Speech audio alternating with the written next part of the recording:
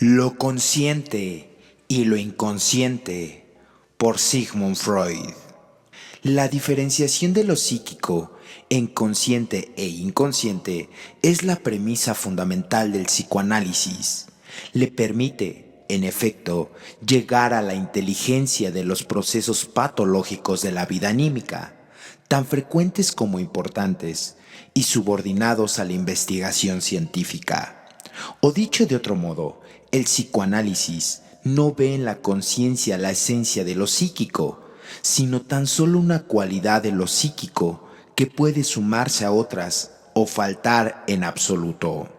Si supiera que el presente estudio iba a ser leído por todos aquellos a quienes interesan las cuestiones psicológicas, no me extrañaría cómo ver una parte de mis lectores se detenía al llegar aquí y se negaba a seguir leyendo. En efecto, para la mayoría de las personas de cultura filosófica, la idea de un psiquismo no consciente resulta inconcebible y la rechazan, tachándola de absurda e ilógica. Procede esto, a mi juicio, de que tales personas no han estudiado nunca aquellos fenómenos de la hipnosis y del sueño que, aparte de muchos de naturaleza patológica, nos impone tal concepción. En cambio, la psicología de nuestros contradictores es absolutamente incapaz de solucionar los problemas que tales fenómenos nos plantean. Ser consciente es, en primer lugar, un término puramente descriptivo que se basa en la percepción más inmediata y segura. La experiencia nos muestra luego que un elemento psíquico, por ejemplo, una percepción, no es, por lo general, duramente consciente. Por el contrario, la conciencia es un estado eminente transitorio. Una representación consciente en un momento dado no lo es ya en él inmediatamente ulterior, aunque pueda volver a serlo bajo condiciones fácilmente dadas. Pero en el intervalo hubo de ser algo que ignoramos. Podemos decir que era tan latente, significando con ello que era en todo momento de tal intervalo capaz de conciencia. Más también, cuando decidimos que era inconsciente, damos una descripción correcta. Los términos inconsciente y latente, capaz de conciencia, hijo en este caso coincidentes, los filósofos nos objetarían que el término inconsciente carece aquí de aplicación, pues mientras que la representación permanece latente, no es nada psíquico. Si comenzamos aquí a poner nuestros argumentos a nuestra objeción, entraríamos en una discusión meramente verbal e infructuosa por completo. Mas, por nuestra parte, hemos llegado al concepto de lo inconsciente por un camino muy distinto. Esto es, por la elaboración de cierta experiencia en la que interviene la dinámica psíquica. Nos hemos visto obligados a aceptar que existen procesos o representaciones anímicas de gran energía que sin llegar a ser conscientes pueden provocar en la vida anímica diversas consecuencias, algunas de las cuales llegan a hacerse consciente como las nuevas representaciones. No creemos necesario repetir aquí detalladamente lo que ya tantas veces hemos expuesto. Bastaría recordar que en este punto comienza la teoría psicoanalítica, afirmando que tales representaciones no pueden llegar a ser conscientes por oponerse a ello cierta energía, sin la cual adquirirían completa conciencia, y se vería entonces cuán poco se diferenciaban de otros elementos reconocidos como psíquicos. Esta teoría queda irrebatiblemente demostrada por la técnica psicoanalítica, en cuyo auxilio resulta posible suprimir tal energía y hacer conscientes dichas representaciones. El estado en el que estas representaciones se hallaban antes de hacerse conscientes es lo que conocemos con el nombre de represión, y afirmamos advertir durante la labor psicoanalítica la energía que ha llevado a cabo la represión y la ha mantenido luego. Así pues, nuestro concepto de lo inconsciente tiene como punto de partida la teoría de la represión. Lo reprimido es para nosotros el prototipo de lo inconsciente, pero vemos que nos presenta dos clases de inconsciente: lo inconsciente latente, capaz de conciencia, y lo reprimido, incapaz de conciencia. Nuestro mayor conocimiento de la dinámica psíquica ha de influir tanto en nuestra nomenclatura como en nuestra exposición. A lo latente, que solo es inconsciente en un sentido descriptivo y no en un sentido dinámico, lo denominamos preconsciente y reservamos el nombre de inconsciente para lo reprimido, dinámicamente inconsciente. Tenemos pues tres términos: el consciente, el preconsciente e inconsciente, cuyo sentido no es ya puramente descriptivo. Suponemos que lo preconsciente se halla más cerca de lo inconsciente que de lo consciente, y como hemos calificado de psicológico a lo inconsciente, podemos extender sin inconveniente algún calificativo a lo preconsciente latente.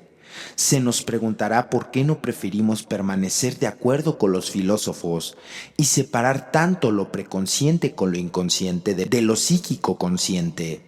Los filósofos nos propondrían, después de escribir lo preconsciente y lo inconsciente, como dos formas o fases de la psicoide, y de este modo quedaría restablecida la unidad. Pero si eso lo hiciéramos, surgirían infinitas dificultades para la descripción, y el único hecho importante, o sea, el de que la psicoide coincida en casi todo lo demás con lo reconocido como psíquico, quedaría relegado a un último término, en provecho de un prejuicio surgido cuando aún se desconocía la psicoide. Podemos, pues, comenzar a manejar nuestros tres términos: consciente, preconsciente e inconsciente. Aunque sin olvidar nunca que en el sentido descriptivo hay dos clases de inconsciente y solo una en sentido dinámico. Para algunos de nuestros fines descriptivos podemos prescindir de esta diferenciación. En cambio, para otros resulta indispensable. Por otra parte, nos hemos acostumbrado ya a este doble sentido y nos ha suscitado nunca grandes dificultades. De todos modos, resulta imposible prescindir de él, pues la diferenciación de lo consciente y lo inconsciente es, en último término, una cuestión de percepción que resolverse con un sí o un no, y el acto de la percepción no da por sí mismo explicación alguna de por qué razón es percibido o no percibido algo. Nada puede oponerse al hecho de que lo dinámico solo encuentre en el fenómeno una expresión equívoca. En el curso subsiguiente de la labor psicoanalítica, resulta que también estas diferenciaciones son prácticamente insuficientes. Esta insuficiencia resalta sobre todo en el siguiente caso: este yo inherente de sus procesos psíquicos, a la que consideramos como su yo. Este yo integra la conciencia, el cual domina el acceso a la motilidad, esto es, la descarga de las excitaciones en el mundo exterior, siendo aquella la instancia psíquica que fiscaliza todos sus procesos parciales, y aún adormecida durante la noche, ejerce a través de toda ella la censura onírica. Del yo parten también las represiones, por medio de las cuales han de quedar excluidas no sólo de la conciencia, sino también de las demás formas de eficiencia y actividad de determinadas tendencias anímicas. El conjunto de estos elementos, excluidos por la represión, se sitúan frente al yo en el análisis, labor a la cual se plantea el problema de suprimir las resistencias que el yo opone a todo contacto con lo reprimido. Pero durante el análisis observamos que el enfermo tropieza con dificultades cuando le invitamos a realizar determinados labores y que sus asociaciones cesan en absoluto en cuanto han de aproximarse a lo reprimido. Le decimos entonces que se halla bajo el dominio de una resistencia, pero él no sabe nada de ella, y aunque por sus sensaciones displacientes llegarse a adivinar que en aquellos momentos actúa en él una resistencia, no sabría darle nombre ni describirla. Ahora bien, como tal resistencia parte seguramente de su yo y pertenece al mismo, nos encontramos ante la situación imprevista. Comprobamos, en efecto, que en el yo también hay algo inconsciente, algo que se conduce idénticamente a lo reprimido, o sea, exteriorizando intensos efectos sin hacerse consciente por sí mismo y cuya percatación consciente precisa de una labor especial.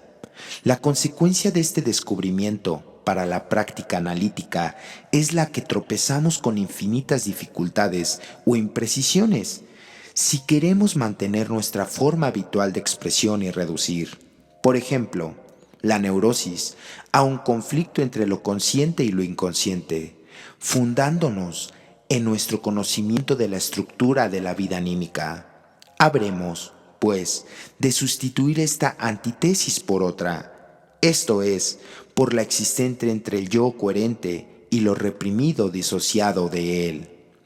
Pero aún son más importantes las consecuencias que dicho descubrimiento trae consigo para nuestra concepción de lo inconsciente.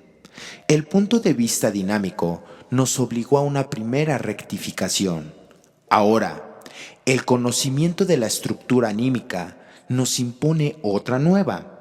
Reconocemos, pues, que lo inconsciente no coincide con lo reprimido.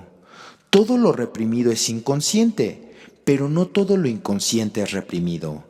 También una parte del yo, cuya amplitud nos es imposible fijar, puede ser inconsciente y no lo es seguramente. El inconsciente del yo no es latente en el sentido del preconsciente, pues si la fuera no podría ser activado sin hacerse consciente, y su atracción a la conciencia no opondría tan grandes dificultades, viéndonos así obligados a admitir un tercer inconsciente no reprimido. Hemos de confesar que la conciencia pierde importancia a nuestros ojos, convirtiéndose en una cualidad de múltiples sentidos que no permiten reducir las amplias y exclusivas conclusiones que esperábamos. Sin embargo, no deberemos desatenderla, pues en último término, la cualidad de consciente o no consciente es la única luz que nos guía en las tinieblas de la psicología de las profundidades.